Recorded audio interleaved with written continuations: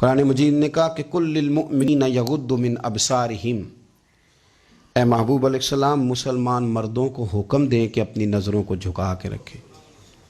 آگے جا کے عورتوں کے لیے بھی کہا کہ مسلمان عورتوں کو بھی حکم دیں کہ اپنی نظروں کو جھکا کے رکھیں۔ یہ جو نظر ہے نا، اللہ کے پیارے رسول علیہ السلام نے فرمایا یہ شیطان کے تیروں میں سے ایک تیر ہے۔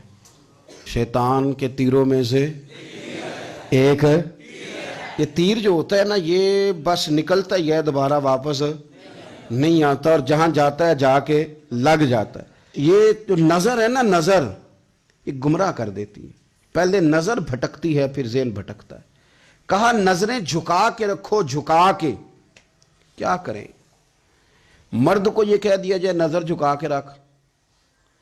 ہمارے ہاں تو بہت سارے لوگ ہیں جن کے اندر ایک لیڈر پایا جاتا ہے، انہیں تو گلی سے گزرنا، ادھر بھی دیکھنا ادھر بھی دیکھنا، سلوٹ کرنے، سلام کرنے، کی حال ہے، کیسے ہو، کدھر ہو، تو اندر ایک لیڈر ہے، تو وہ لیڈر تو نظر جھکانے نہیں دیتا۔ ہم نے تو کمان کرنی ہے پورے علاقے کی۔ حکم یہ ہے کہ نظریں، ایک صحابی فرماتے ہیں کہ نبی پاک صلی اللہ تعالیٰ علیہ وسلم نے ہمیں رستوں میں بیٹھنے سے منع کیا، تو ہم نے عرض کی یا رسول اللہ صلی اللہ علیہ وسلم کئی دفعہ مجبوری ہے، گزارنے نہیں ہوتا، رستوں میں بیٹھنا پڑتا ہے، تو حضور نے فرمایا پھر رستوں کا حق ادا کرو۔ یا رسول اللہ رستے کا حق کیا ہے؟ فرمایا ایک تو آنے جانے والے کو سلام کرو، اور دوسرا یہ کہ رستے سے تکلیف دہ چیز کو ہٹاؤ، اور پھر فرمایا کہ بھلائی کا حکم دو اور برائی سے منع کرو، اور پھر فرمایا کہ رستے کا حق ہے کہ رستے میں رہنا ہے تو نظریں جھکا کے رہو۔ پھر ایسا نہ ہو کہ ہر شخص پر آپ کی نظر پڑے، ہر شخص پر۔ رسول کریم صلی اللہ علیہ وسلم نے نظر کی حفاظت پر زور دیا، اور عورت کے لیے بھی یہ حکم ہے کہ وہ بھی نہ دیکھے غیر محرم کا چہرہ۔ اس کو بھی اگر شہوت کے ساتھ وہ دیکھے گی تو وہ بھی اتنی ہی مجرم ہے۔ عورت بڑی با پردہ ہے جی، بڑی با پردہ ہے، مثلا کس طرح کی با پردہ؟ کہتے ہیں برقع پہنتی ہے اور سویرے نکل جاتی ہے بازار، ہے ویسے با پردہ، آتی شام کو ہے۔ عورت کا با پردہ ہونے کا معنی یہ ہے کہ وہ برقع پہنے اور جہاں مرضی جائے۔ با پردہ ہونے کا معنی تو یہ تھا کہ وہ ضرورت کے سوا گھر سے باہر نہ نکلے، بڑی ضرورت ہو، بڑی ضرورت جو بغیر نکلے کام ہو ہی نہیں سکتا، اس وقت وہ گھر سے باہر جائے گی۔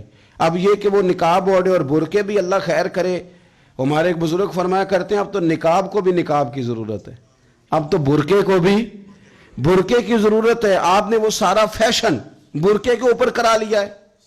برقعے کا معنی تو یہ تھا کہ آپ نے اپنے آپ کو چھپانا ہے، کسی کی نظر نہ اٹھے، اور اگر آپ نے برقع ہی اتنا شاندار بنوا لیا ہے کہ ہر عورت کو آپ پوچھ رہے ہیں کہ یہ اس طرح کسی اور نے تو نہیں بنوایا، تو پھر پیچھے بچا کیا؟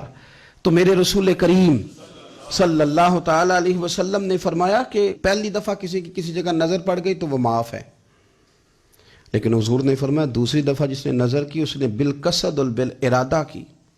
آپ کو بتاؤں، جن لوگوں کی نظریں ناپاک رہتی ہیں ان کا حافظہ کمزور ہو جاتا ہے، جن لوگوں کی نظریں ناپاک رہتی ہیں ان کی عبادت کی لذت چلی جاتی ہے، جن کی نظریں ناپاک رہتی ہیں وہ لوگ ذہنی طور پر اور قلبی طور پر تھوڑے تھوڑے پریشان رہنے لگ جاتے ہیں۔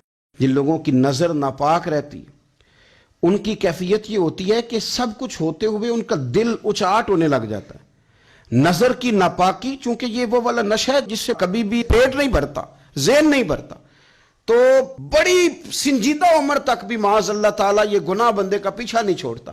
نظر کی صفائی، میرے نبی پاک علیہ السلام نے فرمایا، مسند امام احمد بن حنبل میں کیا خوبصورت لفظ ہیں، حضور نے فرمایا تیری نظر اگر کسی جگہ پڑ گئی تو واپس کر لے اور اللہ سے ڈر جا۔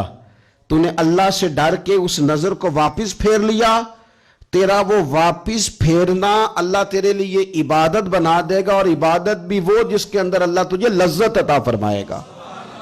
عبادت بن جائے گا، اور عبادت بھی وہ جس کے اندر اللہ تعالی لذت پیدا کر دے گا، تجھے قرار نصیب ہوگا کہ میں نے عبادت کی ہے۔